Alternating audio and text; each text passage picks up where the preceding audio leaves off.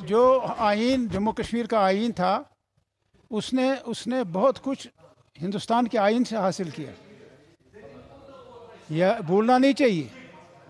ہندوستان کی آئین ساز اسمبلی جو تھی اس کے ممبر شیر کشمیر تھے. مولانا محمد سید مسعودی تھا اور موتی رام بیگڑا تھا اور ایک اور مرزا محمد افضل بیگ تھے. سو یہ چیزیں مل ملا کے جو ہے ہندوستان کے آئین سے بہت کچھ ہم نے حاصل کیا ہے. یہ ملتا جلتا تھا. اور جو اس میں ماہر لوگ ہیں ان کا کہنا تھا جو میں نے اپنے ماضی کے سالوں میں سنا بھی ہے, یہ آئین ہندوستان کے آئین سے بہتر ہے. یہ میں توہین نہیں کر رہا ہندوستان کے آئین کی, لیکن بہتوں نے کہا ہے یہ آئین ہندوستان کے کچھ شعبوں میں بہتر ہے.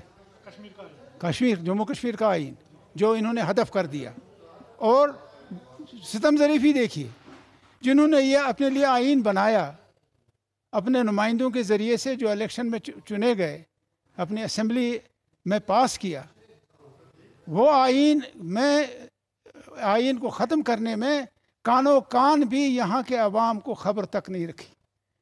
حتیٰ یہ قانون وہ منسوخ نہیں کر سکتے جب تک اس کی سفارش یا اس کی رضامندی جموں کشمیر کے چنے ہوئے نمائندوں کی نہ ہوتی, یا چنے ہوئے عوامی نمائندگان کی رضامندی نہیں ہوتی. یہ نہیں کر سکتے ہیں. اب چونکہ یہ مسئلہ سپریم کورٹ میں پڑا ہوا ہے, اس پہ زیادہ میں بحث کرنا نہیں چاہتا. یہ ذیلی بحث ہے اور ان کو سپریم کورٹ میں اس کا جواب دینا ہے. اور یہ جو آپ نے سوال مجھ سے کیا ہے, یہ دو آئین ملتے جلتے آئین ہیں. یہ بھی خود مختار ریاست تھی جیسے باقی ہندوستان تھا. باقی ریاستیں تو ضم ہوئیں, ہم ضم بھی نہیں ہوئے, وہ بھی تسلیم کرنے کے لیے تیار نہیں. ہندوستان پاکستان میں اقوام متحدہ میں 17 قراردادیں پاس ہوئی ہیں جو ابھی زندہ ہیں, وہ ماننے کے لیے تیار نہیں.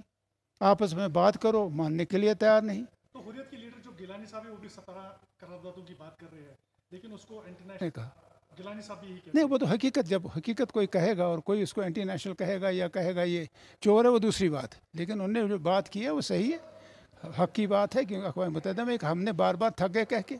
شیر کشمیر نے کہا جو اب ہم انتظار اگر کرتے, یاد رکھیے اگر ہم انتظار کرتے کہ وہ قراردادیں کب منظور ہوں تو ہم یہ کشمیر وہی ہوتا جو 1947 میں تھا.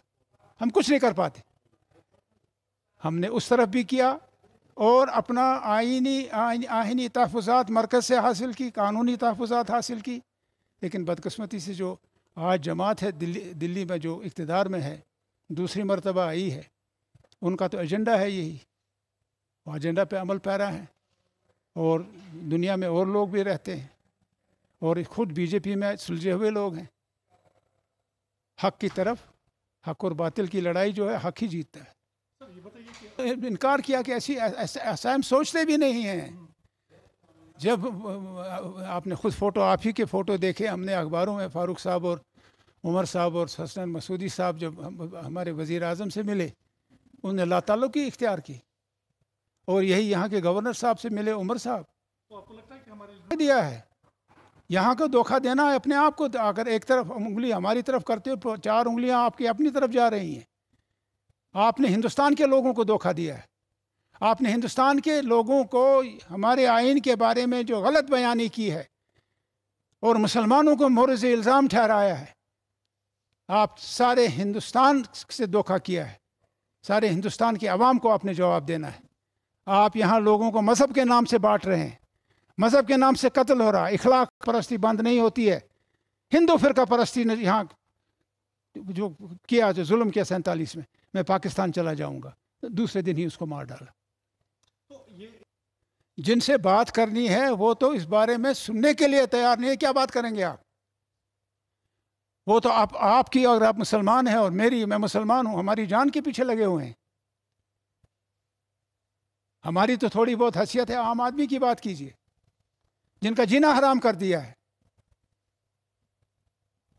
روز لوگ مر رہے ہیں اور وہ کہہ رہے ہیں جی ہم نے قابو پا لیا ہے. نہیں, نوجوان موت کے بینٹ چڑھ رہے ہیں. تو آپ کے کہنے کا مطلب یہ ہے کہ ڈیموکریٹک سیٹ اپ میں یہاں پر ڈکٹیٹرشپ, آپ جن کرسیوں پہ یہاں انہوں نے مشیر بٹھا رکھے ہیں, वो कुर्सियां यहाँ के चुनिंदा नुमाइंदों की कुर्सियां हैं, और उन नुमाइंदों की जिनको लोग अपने वोट से असेंबली में भेजते हैं, वही कानून बनाते हैं, कानून में फेरबदल करते हैं अपने सलाह मशवरे से, और फिर कानूनी शक्ल उसको देते हैं। सारे वहीं के रिटायर हुए हैं, 2-2 दफ़ा एक्सटेंशन दिया गया है, बाहर से बिठा रखा है इन कुर्सियों पे। सर एक आखिरी सवाल है मेरा, अभी कुछ लोग ऐसे भी हैं जो चाहते हैं, ये क्या, ये बच्चों का खेल है? आप लोग आप आपस में ही बात कर रहे हो। मैं ये मेरे मातहत रखो, मुझे इनका सरदार बनाओ। सरदारी अवाम का हक है, और सर चश्मा ताकत अवाम है। ये नेशनल कॉन्फ्रेंस का नस्बुलैन रहा है, और इख्तिदार और इख्तियार अवाम को मुंतकिल हुआ 47 में। ये अवाम फैसला करेगी कि उन कुर्सियों पे कौन बैठेगा जो इनके फिर हुक्म चलाएंगे। ये किसी अरे गरे नथु खैरे का नहीं है। नई दिल्ली की भी बाजू रुक जाते हैं, कानूनी आईनी तौर वो कुछ नहीं कर सकती जब तक अमल दखल इसको, जब तक जमहूरियत हिंदुस्तान में है, और हिंदुस्तान में जमहूरियत रहेगी। बाकी आजकल की सरकार वहाँ रहे या न रहे, उनके अमाल जिस हिसाब से वो कर रहे हैं हिंदुस्तान के साथ बर्ताव, तो मैं नहीं समझता कि ज़्यादा देर सरकार चलेगी।